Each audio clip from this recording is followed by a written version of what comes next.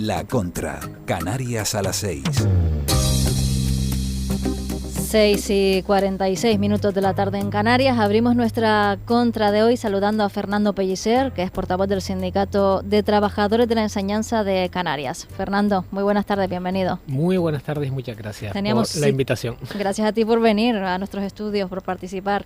Teníamos cita contigo de manera previa a la presentación del informe de hoy del Consejo Escolar, pero nos vas a venir muy bien para comentar una de las noticias del día. Estamos dando el titular de que el 70% del alumnado con necesidades educativas especiales se queda en un limbo tras terminar la etapa de formación básica. Nos contaba la madre de uno de estos niños y miembro del Consejo Escolar hace unos años, Rosadelia, que esa etapa acaba a los 21 años.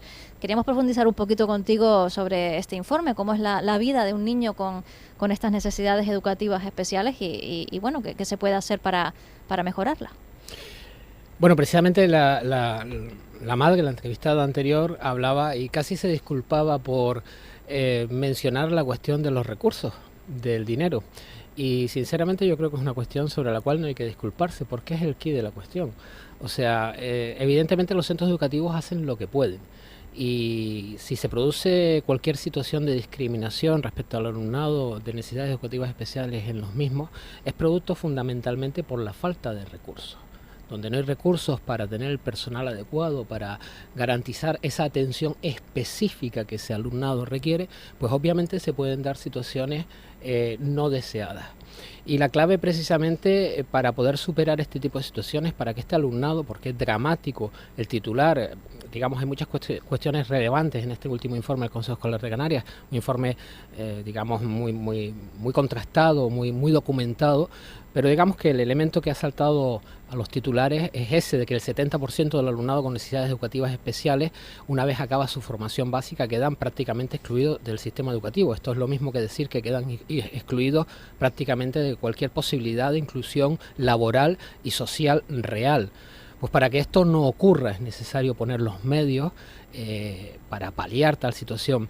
Y para empezar, lo primero que habría que hacer, hay muchas cuestiones, por supuesto, y muchas cuestiones colaterales que habría que mencionar, pero desde luego, cuanto mínimo, el cumplimiento de lo estipulado en la normativa actual de Canarias, es decir, el cumplimiento de la Ley Canaria de Educación, que establecía desde el 2014 la obligatoriedad de que en 2022 la inversión educativa alcanzara el 5% del Producto Interior Bruto de Canarias, cosa que evidentemente en 2023 no se ha llegado a producir, pues evidentemente es una cuestión esencial para poder afrontar estos retos y garantizar que la educación canaria, la educación tenga ese papel fundamental de garantizar la equidad y la igualdad de oportunidades para todas y todos los alumnos.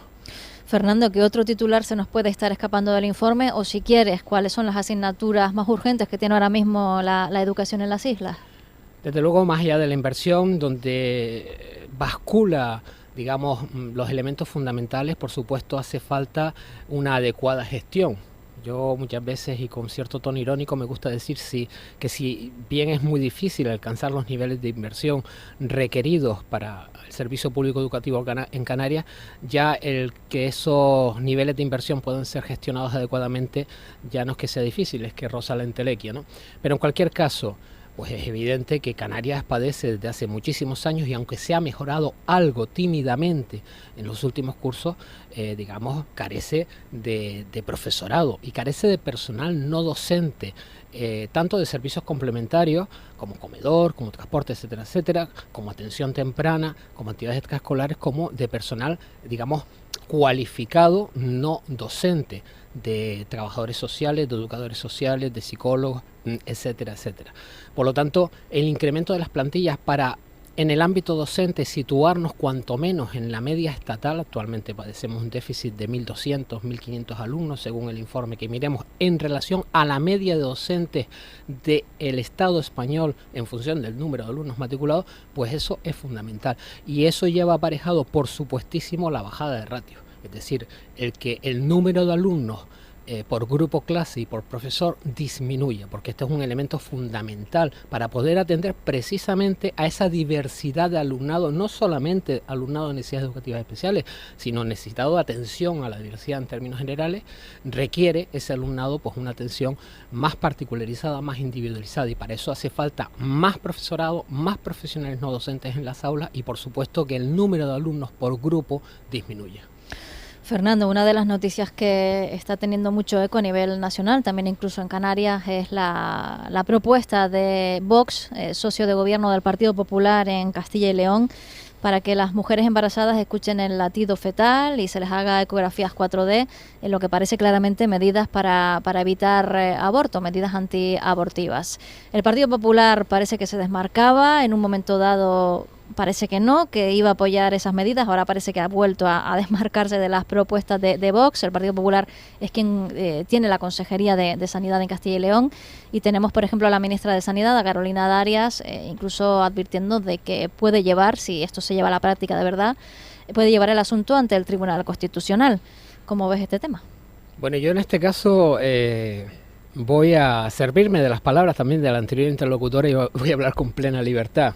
Por supuesto, para eso los invitamos. Por si no. supuesto, estos son los riesgos que conlleva el coquetear con la ultraderecha. Estos son los riesgos que conlleva el intentar garantizar una poltrona de gobierno a costa de pactar con aquellos que coquetean a su vez con el fascismo. Es evidente que el discurso no iba a ser otro, y es evidente que nos íbamos a encontrar y nos encontraremos en el futuro con este tipo de cuestiones absolutamente fuera de cualquier entendimiento racional desde un punto de vista democrático y de la libertad de derechos. Son medidas claramente antiabortistas, no se pueden disimular como ha intentado el señor Mañueco, calificándolas de medidas pro natalidad, porque eso ya raya el insulto hacia la inteligencia de los ciudadanos y las ciudadanas. El más profundo rechazo, esperamos que esto evidentemente quede en nada, pero el problema es que detrás de esto llegará otro tipo de propuestas de similar tenor en el ámbito del aborto, de la mujer o cualquier otro ámbito. Como digo, son los riesgos de coquetear con la ultraderecha, y me atrevo a decir que son los riesgos de coquetear con el pseudofascismo.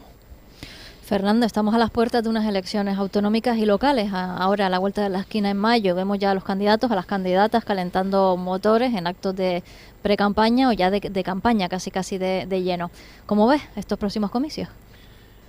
Bueno, vamos a ver, como siempre, pues complicado, ¿no? Pero desde luego, hablando lógicamente desde la perspectiva de mi organización, del STEC, incluso desde mi propia perspectiva personal, desde el STEC, lo primero que deseamos es que la participación ciudadana en los próximos comicios municipales, cabildicios, autonómicos, etcétera, sea la más amplia posible. Y por supuesto, lo que esperamos es que el resultado de estas elecciones dote al gobierno de Canarias de una composición de partidos, de un gobierno que apueste clara y nítidamente por los servicios públicos, y que apueste claramente y de forma evidente, como no podía ser menos en mi caso, por el servicio público educativo.